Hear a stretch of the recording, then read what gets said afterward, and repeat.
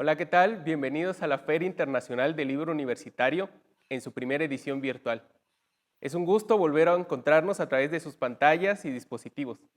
En esta ocasión, charlaremos con el escritor colombiano Santiago Gamboa, quien, en conversación con la investigadora y crítica literaria Raquel Velasco, nos hablará sobre su novela Los Impostores, editada por el Fondo de Cultura Económica. Raquel, es un gusto darle la bienvenida a ambos. Tienes la palabra. Hola, buenas tardes a todas las personas que nos están acompañando. Muchas gracias por destinar una parte de su tarde al conocimiento de esta novela que es verdaderamente espléndida y de la que vamos a platicar ahora. Santiago Gamboa es uno de los escritores hispanoamericanos contemporáneos más importantes de su generación, una generación que también ha estado marcada por la presencia de varios escritores que estuvieron del lado de Roberto Bolaño en una reunión que tuvieron en Sevilla, si no mal recuerdo, en 2002, donde convergieron de diferentes latitudes a autores como Iván Tais, Jorge Franco, Mario Mendoza, Ignacio Padilla, Jorge Volpi, Fernando Iwasaki.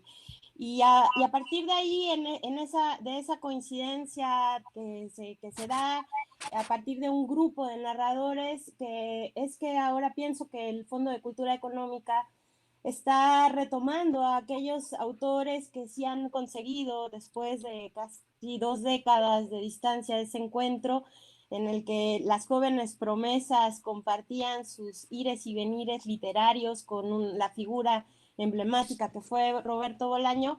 Es que la editorial más importante de nuestro país ha decidido reeditar algunas de las obras de estos autores, muy especialmente la obra de Santiago Gamboa con Los Impostores, una novela que primero fue editada por Seis Barral y que ahora, en el afán de que conozcamos a los autores de otros espacios, pues nos es presentada en una versión bastante económica para distribución generalizada. Así que bienvenido a esta editorial mexicana, Santiago.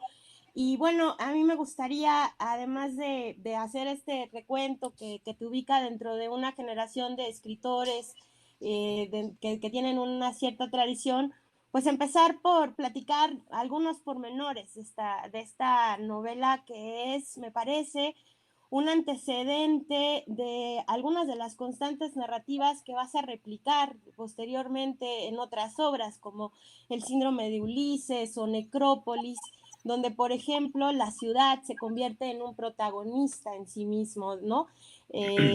Quiero ampliar un poco a grandes rasgos, antes de darte la palabra, del argumento de la novela, sin contar más detalles, porque simplemente como para ir trazando algunas coordenadas para la conversación. Se trata de una historia, pienso yo, casi inclasificable. Esa será una de las líneas que me gustaría discutir contigo en términos de un tipo de novela, ¿no? Porque me parece que tiene novela. Tuvimos un ligero contratiempo, pero no tarda en volver la maestra Raquel Velasco, que estaba hablando sobre la nueva novela del maestro Santiago Gamboa. Pero como ella mencionaba, estamos muy alegres de que Santiago Gamboa sea editado en el Fondo de Cultura Económica.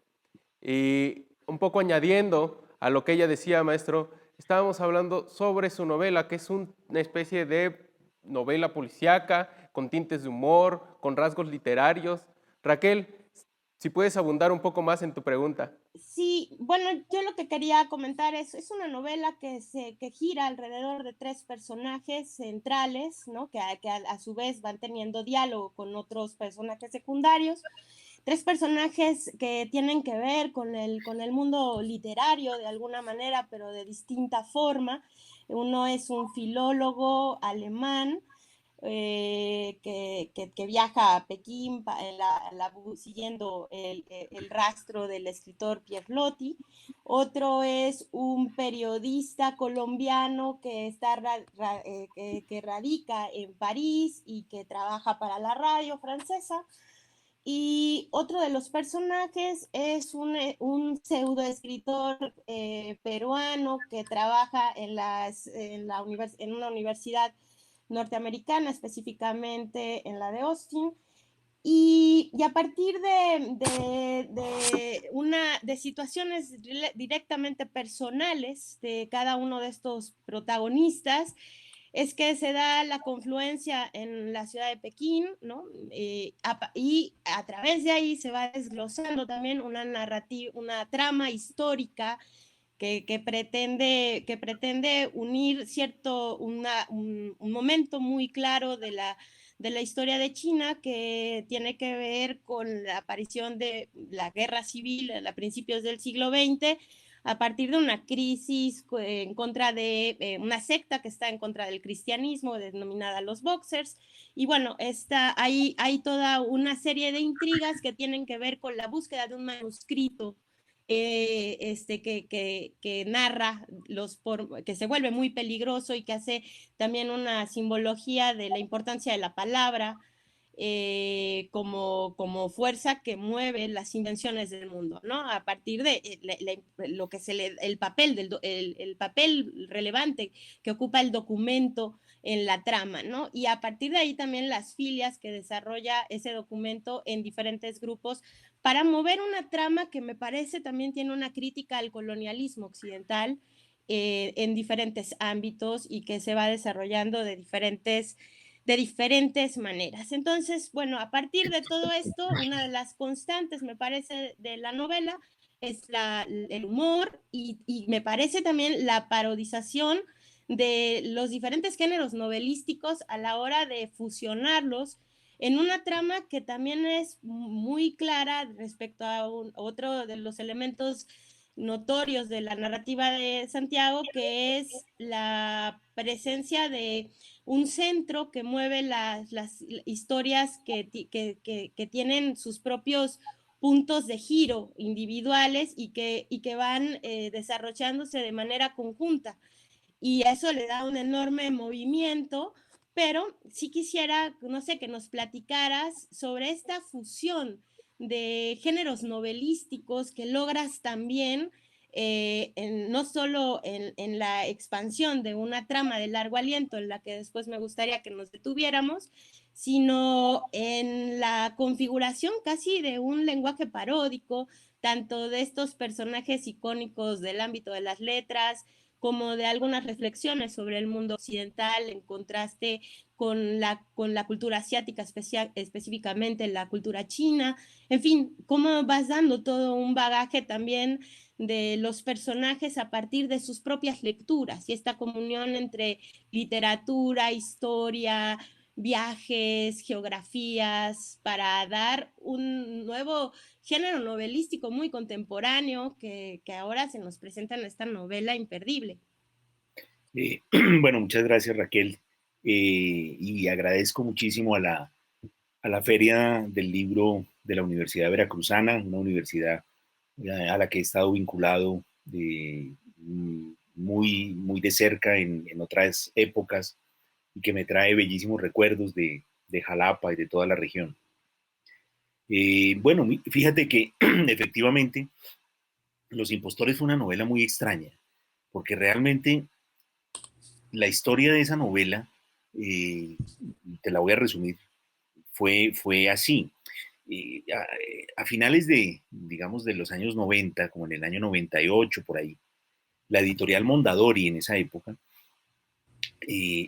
las editoriales tenían muchos recursos, y la editorial Mondadori me propuso participar en una especie de colección que se llamaba Año Cero, y que era hacer un libro sobre una ciudad. Y entonces me mandaron, pues yo acepté, y me mandaron una lista de ciudades, y yo tenía que elegir una ciudad para ir a esa ciudad, viajar a esa ciudad y escribir algo. Entonces, pues yo vi que había muchas ciudades del mundo que yo ya conocía. Estaba, no sé, estaba Ciudad de México, estaba Nueva York, estaba Roma, donde yo vivía en ese momento, estaba París, donde había vivido muchos años, y estaba Pekín, que no conocía y no sabía nada yo de Pekín. Entonces elegí Pekín y empecé a, un poco a informarme y a leer acerca de la cultura china. Empecé a planear el viaje porque la editorial nos daba pues un dinero muy grande y pues, digamos, una parte era para hacer el viaje y otra parte eran como unos derechos como un adelanto editorial, ¿no? Y entonces yo me fui o sea, yo empecé a planear el viaje a Pekín, yo me iba, digamos, dentro de 6 meses, eh, y empecé a planear el viaje y empecé a planear y a leer y a leer y a leer. Y empezó como a darme nervios de llegar allá y que no pasara nada, que no encontrara nada. Entonces empecé con todo lo que leía, más con todo lo que eran mis lecturas de la época, empecé a imaginar la historia de los impostores. Y entonces empecé a tomar notas de esa historia, porque yo dije, si no encuentro nada, yo tengo que llevar ya como un esqueleto de algo, y lo que hago es entonces como buscar exteriores, más o menos, ¿no? Para mi historia.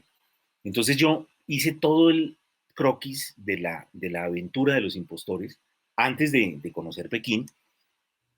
Fui a Pekín y, y bueno, ocurrió todo lo contrario de lo que yo pensaba.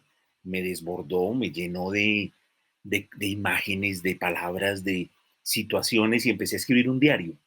Y entonces lo que publiqué en esa colección de Año Cero es un diario que se llama Octubre en Pekín. Una colección que además, gracias a esa colección, por ejemplo, conocía a Roberto Bolaño, porque Roberto también fue invitado y él eligió Roma, que era la ciudad donde yo vivía.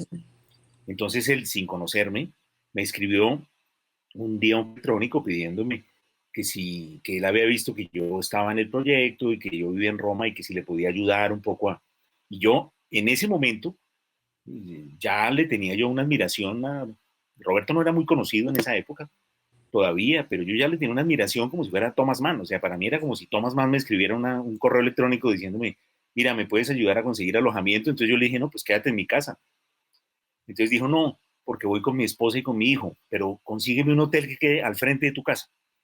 Y efectivamente, ahí fue cuando lo conocí, vino, estuvo 10 días, y lo que él escribió era un poco lo que yo había pensado hacer en Pekín.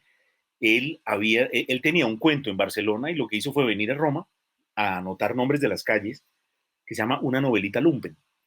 Y por eso Una novelita lumpen, los nombres de las calles son los nombres de la calle donde yo vivía, la calle de al lado, la plazoletita del frente, los nombres de las comidas en los restaurantes. Eso fue lo que hizo básicamente Roberto.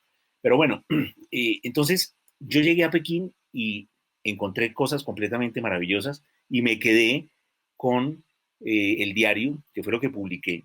Y luego me quedó la historia que había yo inventado antes del viaje. Y entonces cuando regresé a Roma y a mi casa y cuando ya publiqué el diario de viajes con la editorial, empecé a trabajar en esa historia un poco más, ahora que ya había estado en Pekín, ahora que ya conocía perfectamente y me había interesado muchísimo la historia y sobre todo esa historia de los boxers. Había conocido el barrio de las legaciones extranjeras donde los boxers cercaron a todos los diplomáticos. Había conocido inclusive algunos hoteles que habían sido reconstruidos, el famoso Hotel de la Amistad, donde iban los diplomáticos en la época dura del maoísmo, pues de la revolución cultural posterior también. Es decir, ya tenía muchísimas referencias yo como para escribir con muchísima más conciencia y claridad y además con un grandísimo amor por China, porque a mí me pasó algo que probablemente le pase a mucha gente también, y es que yo llegué a China y quedé absolutamente enamorado de China. Me pareció la cultura más sofisticada, generosa, misteriosa, rica. Admiré todo, admiré su arte, su cultura, absolutamente todo lo que yo veía en Pekín. La comida china me parecía la cosa más deliciosa del mundo, porque una cosa es lo que uno come fuera de China como comida china y otra cosa es lo que se come allá. Entonces, la suma de toda esa sensación y de todos esos sentimientos que yo tenía se volcaron sobre este libro. Y además, tú me preguntas por un poco la mezcla de géneros. Entonces, bueno, eso tenía que ver también como con mis preocupaciones de lector, con las cosas que me gustaba. A mí me fascinaba leer y todavía es el autor del que más libros tengo, yo creo que es Graham Greene. Y precisamente una de las cosas que me gustaba de Graham Greene era esa libertad para trasladar sus historias a cualquier parte del mundo, ¿no? Sus personajes eh, deambulan por Cuba, por México, por Paraguay, por Turquía, por Vietnam, por la India, por los países de África, por Liberia, etcétera, Francia. Es decir, a mí esa especie de libertad absoluta del escritor que tiene como el mapamundi en su mesa de trabajo y puede con toda libertad moverse por él, me parecía no solo una actitud estética maravillosa, sino también casi que una opción de vida. Yo quería ser así, yo quería ser como los personajes de Graham Greene, quería ser un viajero que va por el mundo, no, pero no con una cámara de fotos y un maletín, sino como alguien que va a vivir a los sitios, como alguien que conoce desde adentro los lugares que le interesan.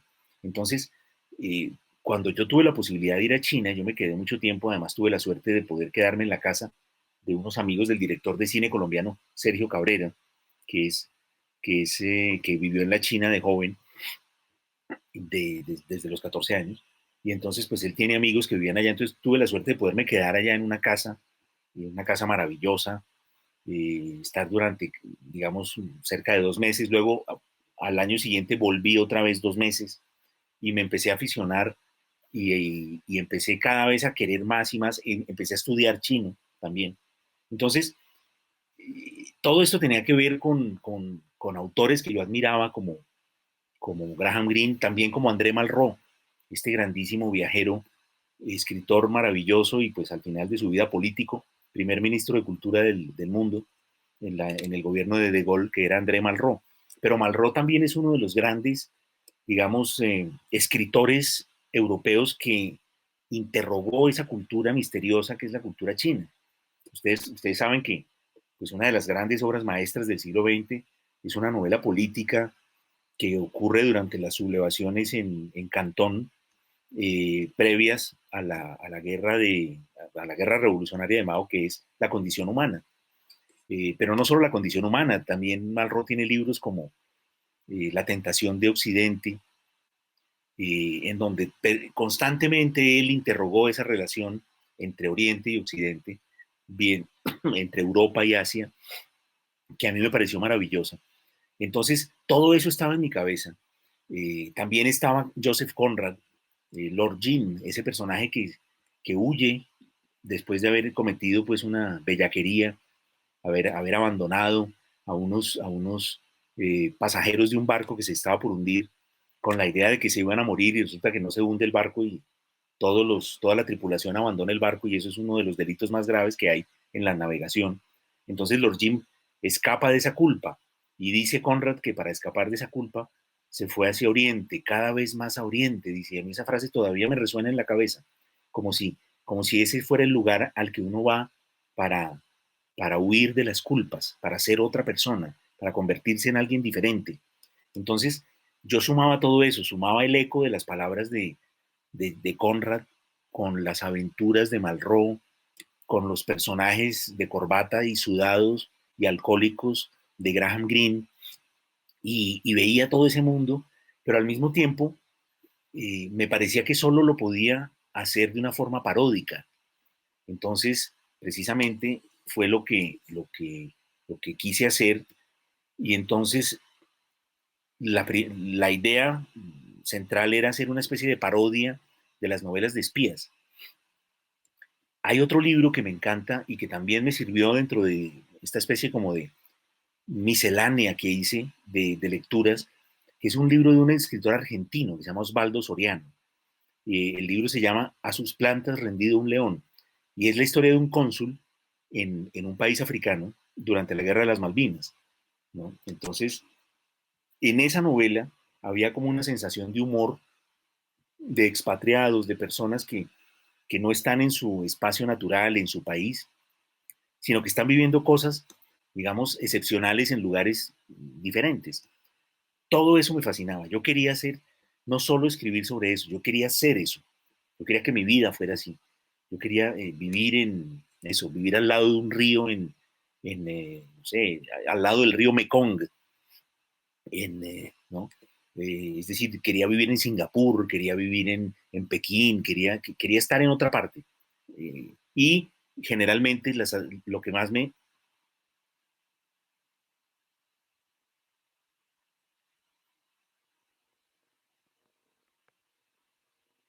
Sí, el maestro Santiago nos decía que en su literatura quería estar en otra parte, en otro sitio, y de todo lo que se ha brevado su obra, al ser un lector de Graham Greene.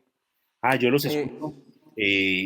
Perdieron nos perdimos por un segundo, ¿verdad?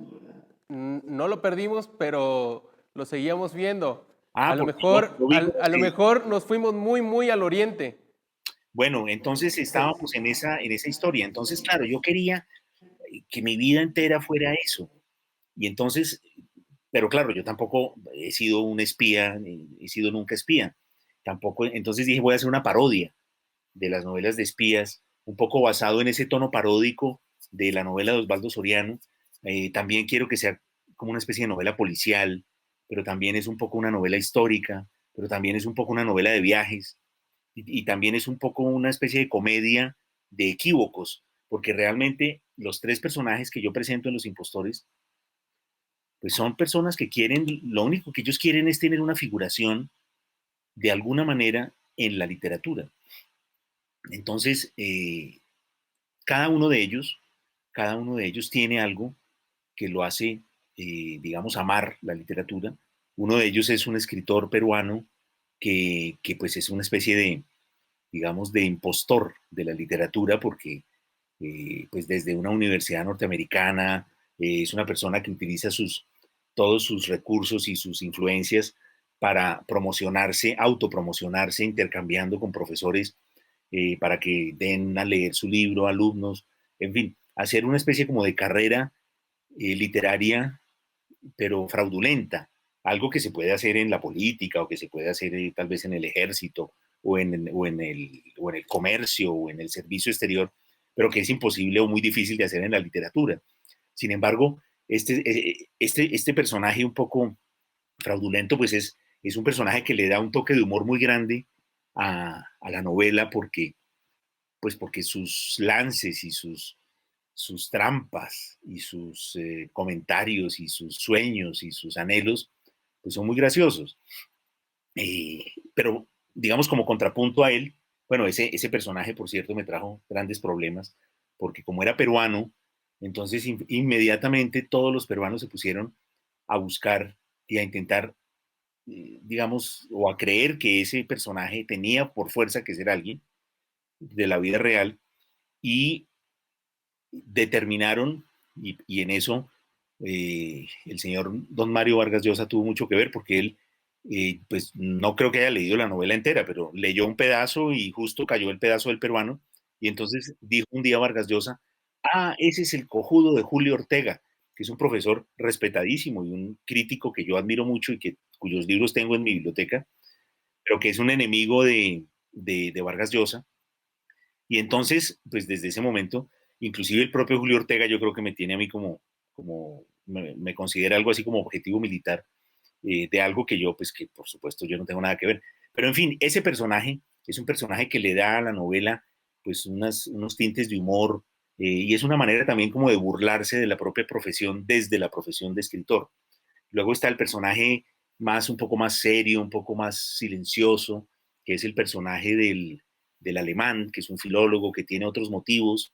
Y luego está el colombiano que vive en París y que por una serie de situaciones convergen en China. Entonces, es también una comedia, decía yo, de equívocos, en la medida en la que todos los personajes creen que los demás son algo distinto de lo que son. Y a mí eso me parecía muy divertido, como intentar en una novela sumar todos esos elementos, ¿no?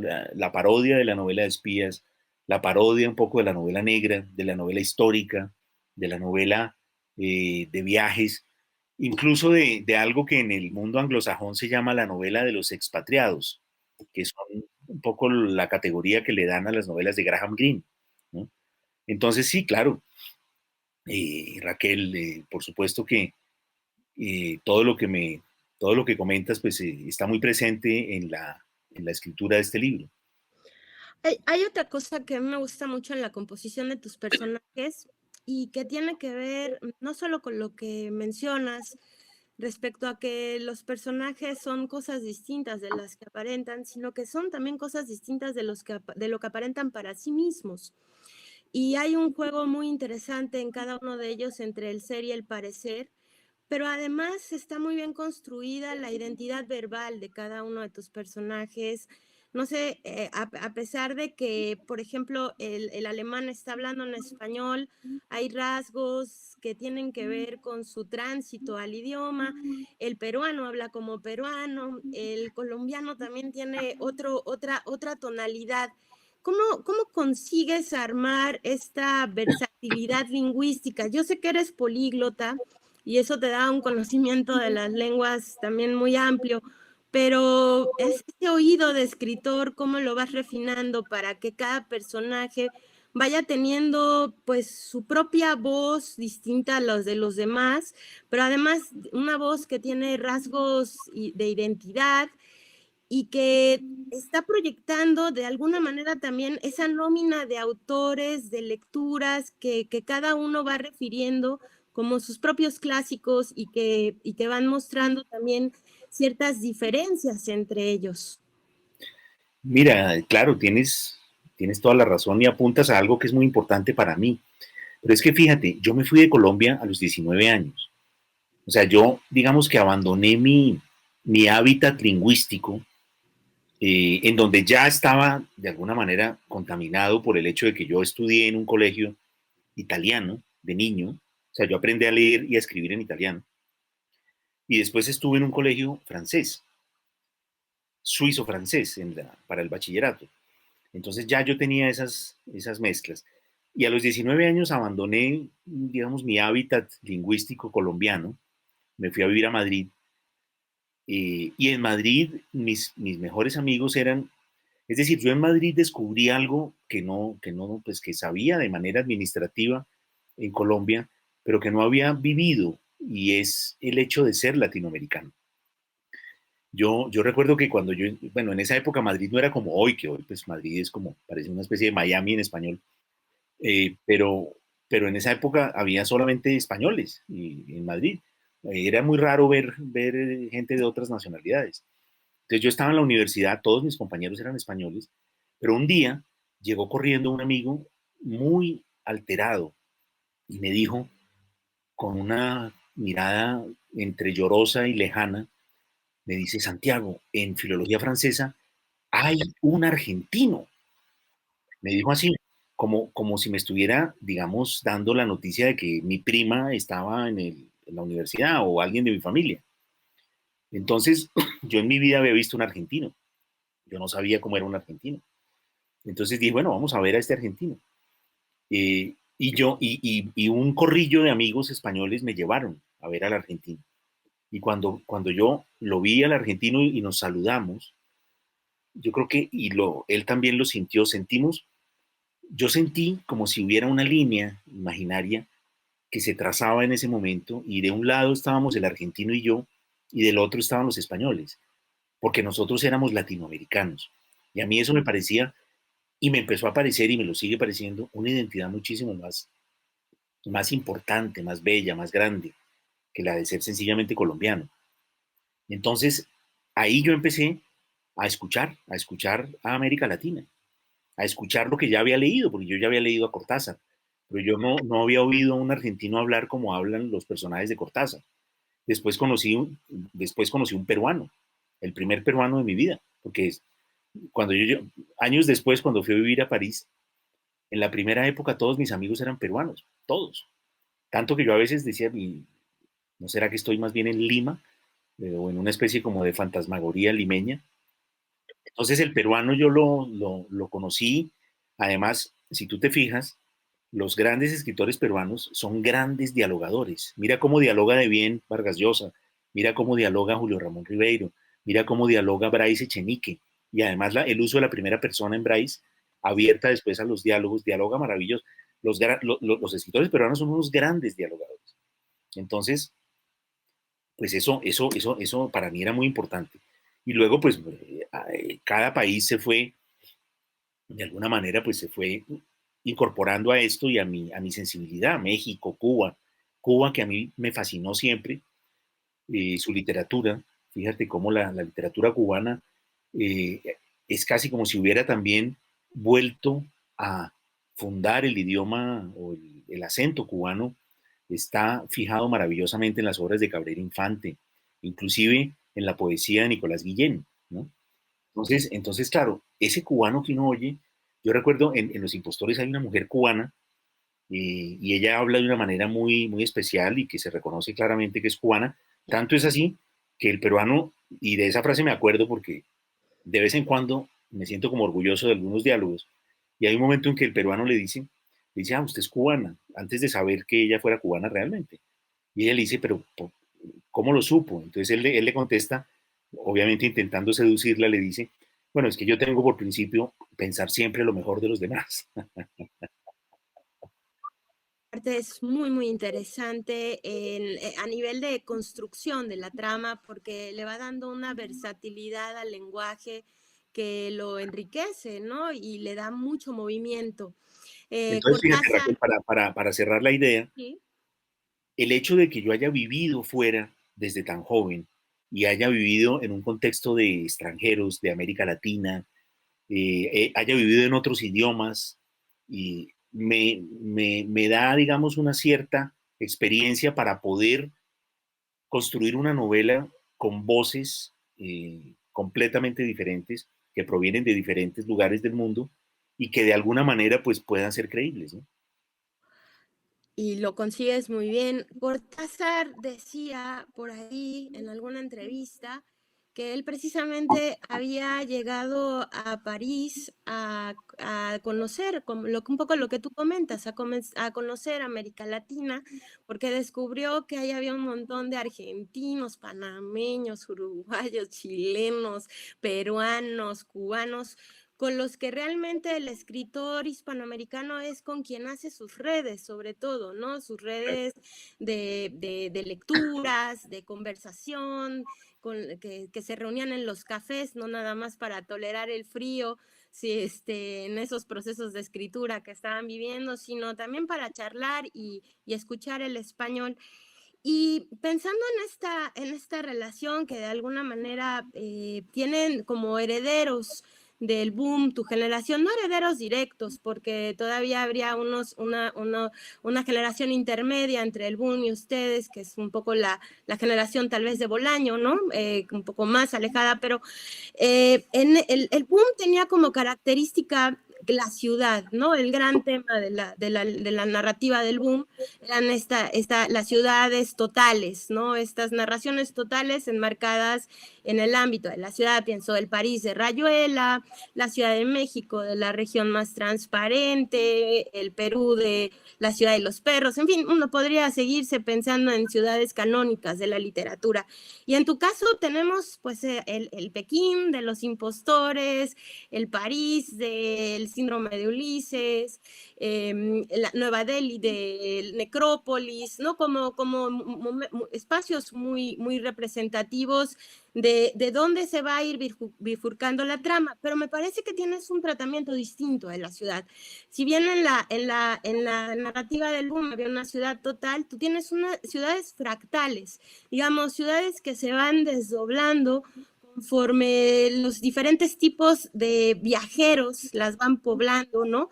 Casi siempre son ciudades que están vistas desde la mirada del migrante, ¿no?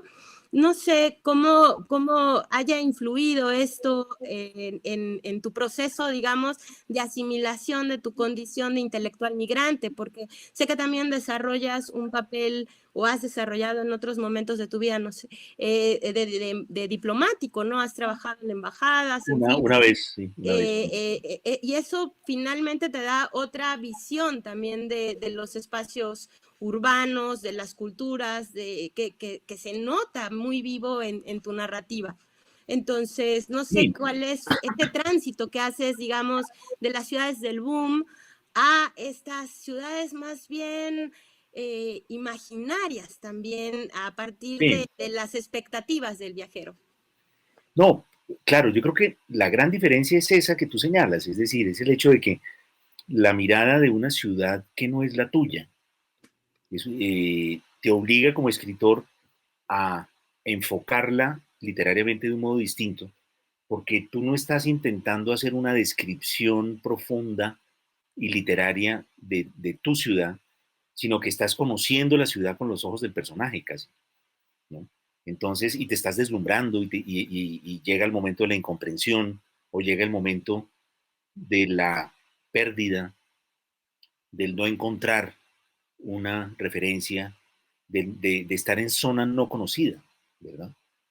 Eh, las ciudades, fíjate que las ciudades del boom, como tú muy bien hiciste el elenco, las ciudades del boom son básicamente las ciudades de las ciudades de cada país importantes y París, que París era París era como una especie de Joker, como en el juego en las cartas, porque todos tenían como su ciudad más París.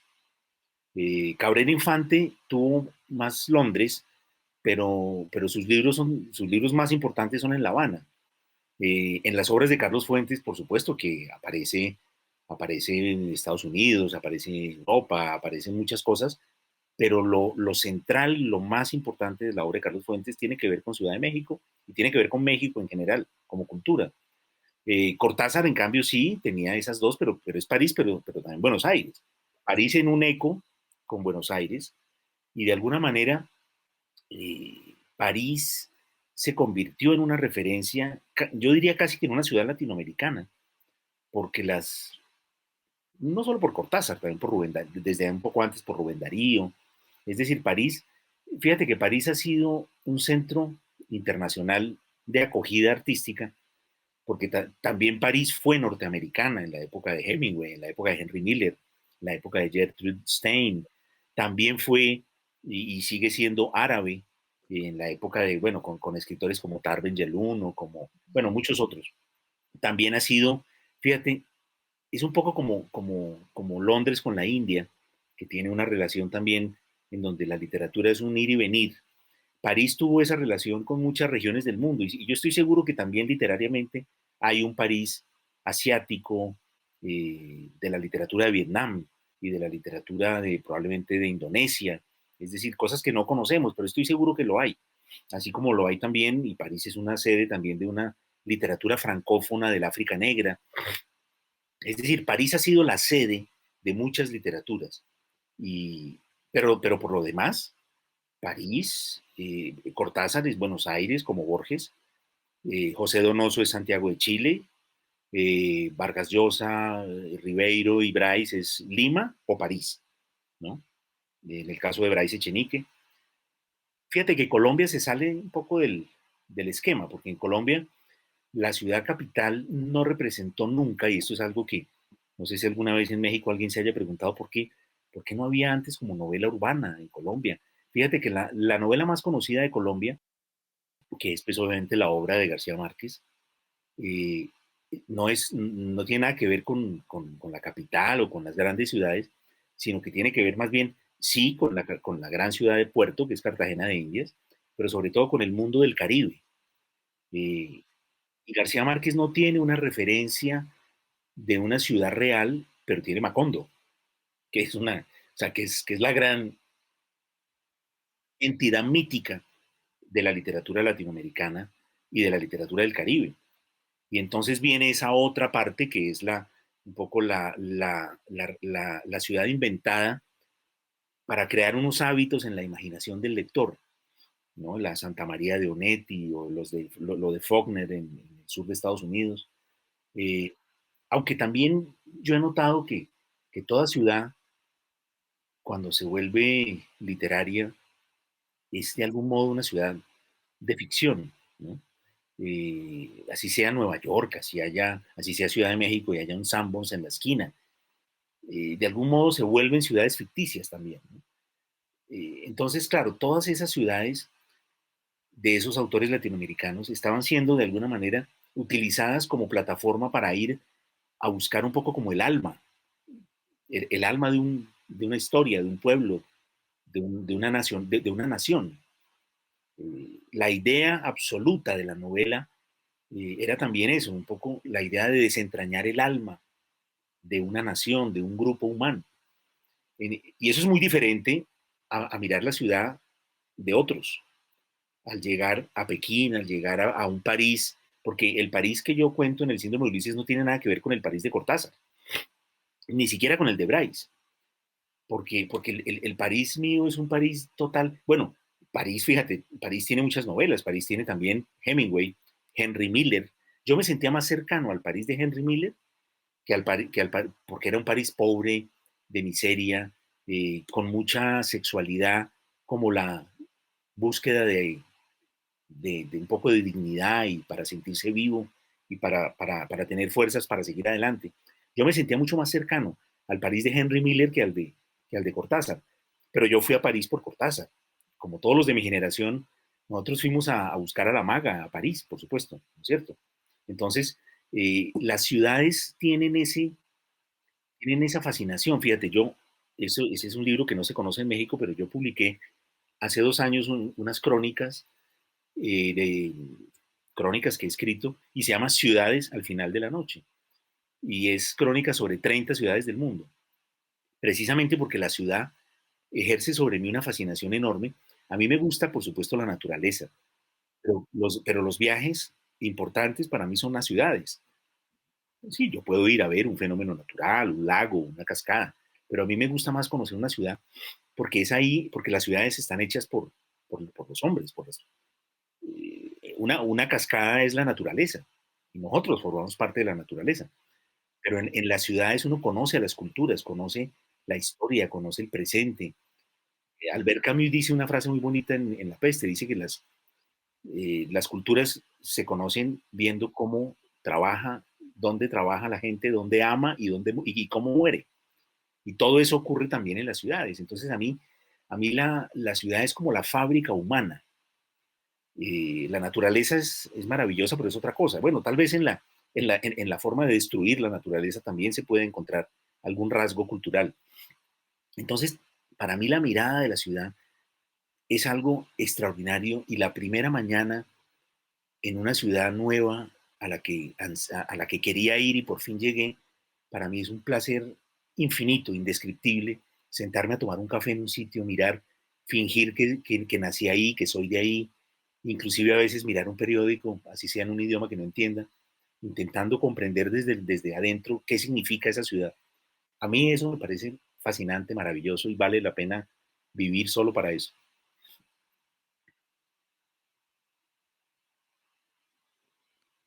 Sí, pues la ciudad como entidad mítica que usted menciona también es la ciudad personaje, ¿no? ¿Qué peso tiene? Ya de alguna manera lo ha comentado de soslayo, maestro, pero ¿qué peso tiene en esta ocasión en Los Impostores la ciudad de Pekín? O sea, por ejemplo, recuerdo a Sergio Pitol, a propósito que usted mencionaba, a Lord Jim de Joseph Conrad, traducido también por el maestro Pitol. Recuerdo que Pitol en su primer viaje justo a China, lo que decía es que se encontró una nueva manera de narrar a través de las experiencias que había vivido, que se liberó de las inepcias del realismo mágico. Esa es una parte que se me quedó muy grabada. En este sentido, Pekín y la literatura de China, ¿qué tanto influyen para construir este gran personaje de la novela de los impostores, que es la ciudad mítica de China? Pues fíjate que te agradezco además que menciones a Sergio Pitola, a quien quiero hacer un homenaje y a quien recuerdo prácticamente todos los días. Es uno de los grandes escritores, más grandes escritores que he leído y que además tuve el privilegio infinito de conocer, de tratar, de estar en su casa, de ver su biblioteca, es decir, de tener una cercanía con una figura tan monumental de la literatura a quien tanto quise y, y que por supuesto cuya muerte lamenté muchísimo, pero que todos los días me alegro de ver cómo su obra crece y crece y crece y crece, a la par de la de otro escritor peruano, Julio Ramón Ribeiro, con quien comparten muchas cosas. Pero fíjate que Pitol es también un gran ejemplo de un escritor que vivió en muchos lugares, en lugares no típicos de la literatura latinoamericana. Él vivió en Varsovia, él vivió en Polonia, perdón, bueno, sí, obviamente en Varsovia, vivió en Hungría, vivió en Rusia. Es decir, él estuvo, claro, como diplomático profesional, como diplomático de carrera mexicano, pero él estuvo en lugares bastante más atípicos como es su literatura, como fue su vida también, ¿verdad? Para mí Sergio Pitol era como la quinta esencia de un tipo de vida misteriosa, solitaria. A mí me pareció siempre Sergio un gran solitario, eh, y como todo gran solitario, pues una persona con un corazón infinito, pero el talento de las obras de Sergio Pitol, yo las leo y las releo constantemente. Hace poco precisamente estuve leyendo sus diarios en una recopilación que se llama El Viaje, y volví a quedar deslumbrado. Aplaudí muchísimo y tengo casi toda la colección de la editorial de la Universidad Veracruzana con la colección de Pitol Traductor, porque eso es una de las obras más descomunales que ha hecho un latinoamericano, traducir al español autores de esas lenguas tan absolutamente abigarradas y casi imposibles, como el checo, por ejemplo. Él vivió también en Praga. Y fue ahí donde yo lo conocí, por cierto, porque recuerdo que en alguna ocasión, a través de mi editorial en República Checa, fui invitado a la Feria del Libro de Praga. Y para mi sorpresa, esa misma editorial, y para mi gran honor, por supuesto, esa misma editorial publicaba a Sergio Pitol. Y estaba también invitado, y yo no veía la hora de conocerlo. Y cuando finalmente nos encontramos, la editorial planeó hacer una charla los dos al público. Entonces yo, pues por supuesto, yo me sentía completamente fuera de lugar. ¿Cómo iba yo a hablar en la misma mesa que Sergio Pitol? Pero bueno, estábamos en República Checa y yo pensé que nadie se iba a dar cuenta. Cuando en estas Sergio Pitol empieza a hablar en checo y yo ya definitivamente casi me tiro por una ventana. Yo ya no quería, decía, pero claro, es que aquí tiene que estar Sergio Pitol solo, ¿no? Ahí lo conocí, me pareció una persona sofisticada, fina, elegante, afectuosa, educadísimo, prudente, de una sensatez infinita.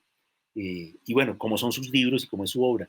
Él también, claro, forma parte de los autores que para mí son un ejemplo de ir a acercarse a otros lugares con interés, con afecto, comprender otros idiomas, otras culturas. Entonces, claro, cuando yo llegué a China, eh, yo tenía muchas referencias literarias, pues muchas referencias de todo tipo. Había, por ejemplo, también una frase muy divertida de Camilo José Cela, que decía que Pekín era como un poblachón de la Mancha en medio de Asia. Dice, es un gigantesco poblachón de la Mancha, pero en medio de Asia, porque a él le parecía que eran todos campesinos. Yo conocí un Pekín extraño en la medida en la que nunca logré llegar a entenderlo del todo, y eso me parecía fascinante, por el idioma, por la escritura, ¿no? Parece muy tonto, pero bueno, en la época en que yo fui por primera vez, todavía China no era ese país, digamos, completamente abierto al resto del mundo, sino que era un país en donde pues nadie que fuera extranjero hablaba chino, eh, y por lo tanto, pues a ellos no les importaba además. Es decir, uno entraba a un restaurante y no había un menú en inglés, no había nada. Es decir, yo recuerdo que yo entraba a los restaurantes y el mesero lo que hacía era que me decía, venga a la cocina, y me mostraba los platos de la cocina.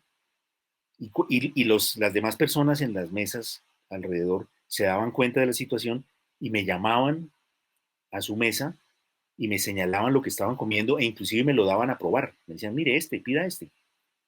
Porque no había manera, yo no podía leer un menú.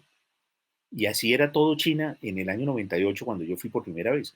La última vez que estuve en el 2014, Pekín ya parecía una ciudad pues, europea, una ciudad, todo está en varios idiomas. Además, se han inventado un método para que la gente aprenda chino y ahora la gente aprende chino rapidísimo. Hay una cantidad de extranjeros que hablan chino, hay una cantidad de chinos que hablan inglés, francés, hasta español, ¿no? En fin, el Pekín que yo conocí todavía tenía atascos de bicicletas, todavía había gente que usaba esas viejas chaquetitas Mao de 4 bolsillos azules y con el cuello aquí cerradito, como en curva.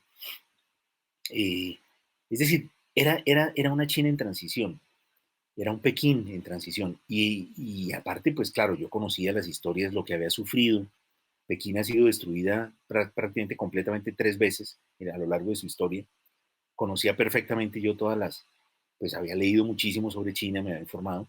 Entonces, cuando llegué a tratar de atraparla literariamente en una novela que es Los Impostores, pues ya tenía muchas armas, pero al mismo tiempo quedé desbordado y sigo estando desbordado por esa increíble ciudad y por esa increíble cultura, ¿no? Me da mucho gusto que en algunos cursos de literatura en varios países, eh, la novela Los Impostores es elegida dentro de las lecturas como una novela que precisamente trata de ciudades y de regiones que no son las del autor, ¿no? Y en donde los personajes hacen ese mismo, porque, claro, Los Impostores es la historia de tres personas que van a Pekín y sufren de algún modo y experimentan de algún modo la misma incomunicación que yo viví, la misma incomprensión, porque yo recuerdo que en Pekín muchas veces yo miraba un edificio, la incomprensión no es solo lingüística, es también como del lenguaje urbano. Yo miraba un edificio desde el frente de una avenida, lo miraba y lo miraba un rato y decía, ¿qué será? Entonces yo esperaba ver si de repente pues, pudiera ser un hospital, por ejemplo. Uno está acostumbrado a que en todos los hospitales en algún momento hay como una cruz roja, algo pero allá no, es otra cultura. Yo decía, no, entonces será una facultad universitaria, será un edificio administrativo no sé, de alguna cuestión del Estado, será, ¿no? Y a veces me pasaba que cruzaba la avenida, entraba al edificio, daba una vuelta, subía y bajaba, y me iba sin saber, sin haber entendido qué era. O por ejemplo, yo veía una, una casa pequeña con estos globos rojos colgados afuera, con estos globos rojos típicos chinos. Entonces yo decía, un restaurante, porque claro, en Occidente todos los restaurantes chinos tienen eso. Pero claro, allá no, porque pues allá eso es un adorno que usan. Entonces podía perfectamente ser la sede del Partido Comunista del barrio, ¿no? Entonces, esas incomprensiones que yo viví constantemente, se las trasladé, por supuesto, a mis personajes. Entonces, eso hace también que la mirada de la ciudad sea una mirada desprevenida, una mirada desde muchas veces la incomprensión y la parodia. Esto genera justo un choque cultural que no solamente es el de los personajes, sino el del autor. Yo tengo muy claro ahorita, por lo que hemos conversado, una frase que leí de William Ospina sobre el desperdicio que sería darle la espalda a China como se le había hecho durante muchos años y perderse la mitad del conocimiento, la mitad de la historia del mundo, la mitad de esa gran inteligencia que es, él lo mencionaba en torno a la India y a China. Justo también hilando un poco lo que ha conversado con Raquel Velasco, estaba un poco pensando sobre la idea de patria que es el lenguaje. Justo cómo el choque cultural no solamente se da justo por lo que ha mencionado sobre la imposibilidad de leer una ciudad, sino también cómo para los latinoamericanos o para los hablantes de español, y seguramente ocurre para los anglófonos y para los francófonos, la patria es la lengua, ¿no? El París que latinoamericano, Roma latinoamericana, ¿no? Y nuestro continente, ¿no? Con una población amplísima de hispanohablantes, no solamente en Latinoamérica, sino hoy por hoy también en Estados Unidos y Canadá. Justo el lenguaje es lo que nos da sentido y patria, y lo pregunto en torno a un escritor que busca salir de estas fronteras físicas y políticas para darse cuenta que vivimos en un mundo bastante cosmopolita. Sí, efectivamente, los idiomas son el modo en que uno conoce el mundo, es decir, el idioma crea el mundo para uno. Y nosotros solo percibimos del mundo aquello que podemos nombrar. Las otras cosas mm, pueden pasarnos al frente y probablemente ni siquiera las veamos. Así que nombrar el mundo es un modo de conocerlo y por eso entonces cada persona se para frente al mundo con el lenguaje como su herramienta o su arma para comprenderlo, para interrogarlo, para tratar de dilucidarlo. Y efectivamente, pues una de las más grandes, para mí, creaciones del hombre es, por ejemplo, la escritura china. Es un tipo de escritura que además se adecua a cualquier idioma, es un poco como el sistema nuestro, que pues, el sistema de signos pues, nos permite escribir, se puede usar en cualquier idioma. el chino también, el chino es una escritura ideogramática que se puede utilizar con cualquier, si a partir de mañana tomamos la decisión aquí en Colombia de que todos los niños a partir de mañana van a ser alfabetizados, es decir, se les va a enseñar a escribir no con las letras del alfabeto normal, sino utilizando los ideogramas chinos, perfectamente se puede hacer. De hecho, en China hay más o menos 65 idiomas, todos diferentes y algunos tan diferentes entre sí como puede ser el español y el sueco. Y sin embargo, la escritura china la comprenden los 65 diferentes países, por lo tanto, diferentes idiomas. Por lo tanto, cualquier idioma podría utilizar esa forma de escribir. El sistema de los ideogramas chinos es un poco como los números. Si yo escribo el número 236, todo el mundo lo entiende.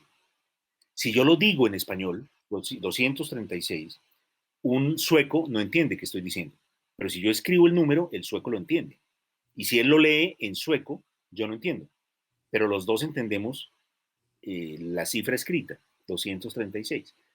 Así es la escritura china, pero con todo el lenguaje. Entonces es una creación extraordinaria. Entonces, ahí viendo cómo ellos han sintetizado las cosas, porque claro, es muy fácil imaginar un ideograma para la palabra hombre, pues que son así como dos patitas. Mujer son dos patitas con una rayita. Pero, por ejemplo, ¿cómo dibujarían ustedes la palabra ojalá? ¿No? Eso es más complicado. Entonces, imagínense todo el idioma completo, con todas las ideas, con todos sus matices, sintetizado en dibujos. Eso es una obra descomunal que además ellos hicieron hace 3000 años. Ellos tienen escritura, es uno de los pueblos más antiguos en tener escritura. Entonces, todo eso hace que el lenguaje sea, en el caso de China, se vuelve mucho más relevante, ¿no? Porque ellos, de alguna manera, están muy orgullosos de su lenguaje. Su lenguaje no solamente es el centro de su cultura, sino que casi que es la cultura, ¿verdad? Es como la fuente original de toda cultura. Nosotros somos muy parecidos, por supuesto. Tenemos un idioma muy grande, muy fuerte, muy poderoso también, ¿no? No somos, por ejemplo, como, fíjense que para mí no hay nada más difícil de imaginar que alguien que cambia de idioma para escribir, para ser escritor en otro idioma. A mí eso se me hace una cosa incomprensible porque, pues, porque escribo en un idioma riquísimo que involucra a centenares de millones de personas en el mundo. Pero yo comprendo que un rumano que habla un idioma que habla solamente pues un pequeño país que tendrá el tamaño como de un estado de México, ni siquiera, pues que quiera pasarse a un idioma donde pueda compartir con más gente. Todos los rumanos, por ejemplo, terminaron escribiendo en francés, Ionesco, Cioran, Mircea Eliade. Comprendo que un checo quiera cambiar de idioma, el caso de Milán Kundera, ¿no? Lo que me parece muy incomprensible es que una persona del mundo hispano pase a otro idioma, pero en general me parece difícil esa operación. Yo creo que, porque yo tengo la sensación también de que cada idioma como que nos bautiza y nos convierte en una persona un poco diferente. Uno cuando habla en otro idioma es un poco como si fuera una especie de avatar de uno mismo, como si fuera otra persona muy parecida, pero con cosas distintas. Yo digo que uno cuando llega a otra cultura se transforma porque además la comida nos cambia. Tenemos otros sabores eh, y al mismo tiempo nuestro nombre se pronuncia distinto. Yo me acuerdo que cuando yo estaba en China, mi nombre era, pues, primero que todo, les daba mucha envidia porque en China todas las palabras son monosílabos, son monosilábicas. Entonces mi nombre es Santiago, que tiene 3 sílabas, y eso les parecía lo máximo. Y entonces me decían algo así como Santiago, era como algo así, era como con una ida y vuelta, muy bonito. Entonces uno, es como si eso lo bautizara uno mismo, o en Francia, pues yo era Monsieur Gamboa, con tilde en la A. De alguna manera cada idioma y cada cultura nos bautiza, nos convierte en algo distinto, somos otras personas, ¿no? Y entonces nuestro idioma original es como la base a la que regresamos cuando necesitamos volver a recargar un poco las fuerzas, ¿no? Santiago, yo creo que esta es una novela donde se pueden apreciar muchos de los caminos que tomó tu narrativa, ¿no?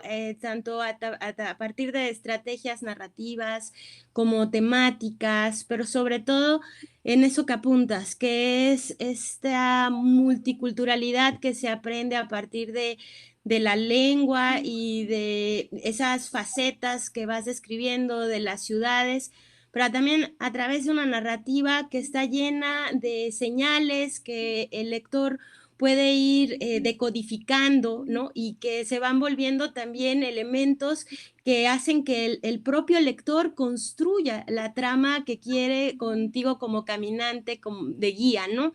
Los Impostores es una gran novela, celebro que el Fondo de Cultura Económica la haya reeditado para que se pueda distribuir en nuestro país y pues se te conozca más aún de lo que ya te tenemos en el radar de los escritores notables de Hispanoamérica, de esas nuevas voces contemporáneas que empezaron en los 90 y que ahora ya están muy consolidadas con un estilo propio y que además se distingue de los narradores de tu generación porque a pesar de que hay una tendencia por el neopolicial y la novela negra y que tus novelas tienen mucha intriga y tienen mucho de estos intersticios del secreto y de la averiguación, no van por el halo de lo dramático social, sino más bien de entender la complejidad de la condición humana en un mundo global y complejo que ahora también empieza a ser marcado por la migración masiva en diferentes sentidos. Muchas gracias por esta presentación, por la conversación tan amena, por siempre es un placer oírte sobre hablar de literatura, de autores, de ciudades, en fin, todo eso que ha quedado muy bien descrito en el pulso de tu narrativa, que es muy particular. Muchas, muchas, muchas felicidades por esta novela y muchas felicidades al Fondo de Cultura Económica también por este nuevo modelo de distribución de la literatura que nos trata de acercar a los escritores más de otras latitudes, de otras regiones y que con las que compartimos pues el español, que es una lengua impresionante. Solo me resta darles las gracias a nombre de la Universidad Veracruzana a ambos. El tiempo se nos fue volando y realmente quedaron bastantes cosas en el tintero. Agradecemos a todos los que nos enviaron comentarios y saludos que resumen lo interesante que fue la plática. Quedará pendiente encontrarnos una vez más con el maestro Santiago Gamboa y esperemos lo hagamos de manera presencial. Muchas gracias, Raquel. Maestro Santiago, adelante. Muchas gracias Raquel, muchas gracias a la Universidad Veracruzana. Espero volver a Jalapa pronto para ir a recordar a Tol, para ver los escenarios de esa ciudad que quiero tanto y para ir a la Casa Bonilla contigo, Raquel, si me invitas. Por supuesto, nos vamos a echar una cerveza muy fría y un mezcal para celebrar como se debe este libro. Muchas felicidades, Santiago. Gracias.